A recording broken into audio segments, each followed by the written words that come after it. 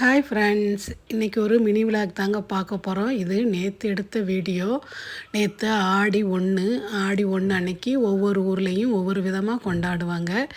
எங்கள் ஊர் பக்கம்லாம் பார்த்திங்கன்னா காலையிலே எந்திரிச்சு குளித்து புது ட்ரெஸ் எல்லாம் போட்டு எண்ணெய் சட்டி வச்சு பலகாரம் சுடணும் அப்படின்னு சொல்லுவாங்க. அது ஒரு சாஸ்திரம் மாதிரி. அப்புறம் பார்த்திங்கன்னா மத்தியானம் கறி எடுத்து சமைச்சு சாப்பிட்டு நாங்கள் ஆடியே கொண்டாடுவோம். உங்கள் வீட்டில் நீங்கள் எந்த மாதிரி ஆடி கொண்டாடுனீங்கன்னு சொல்லுங்கள். அதே பழக்கத்துக்கு நானும் எங்கள் வீட்டுக்கு பார்த்தீங்கன்னா மத்தியானம் கறி எடுத்தாச்சுங்க.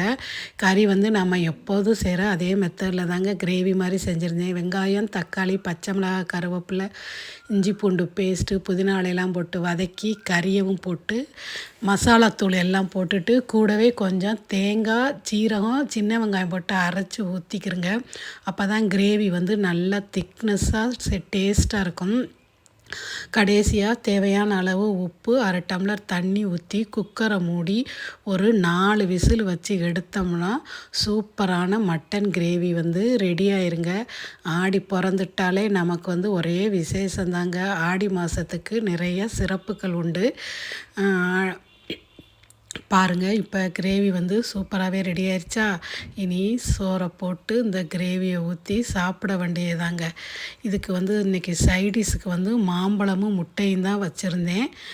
வீடியோ பிடிச்சிருந்துச்சுன்னா சேனலை சப்ஸ்கிரைப் பண்ணிவிட்டு அப்படியே ஒரு லைக்கையும் போட்டு விட்ருங்க. Okay friends, thank you.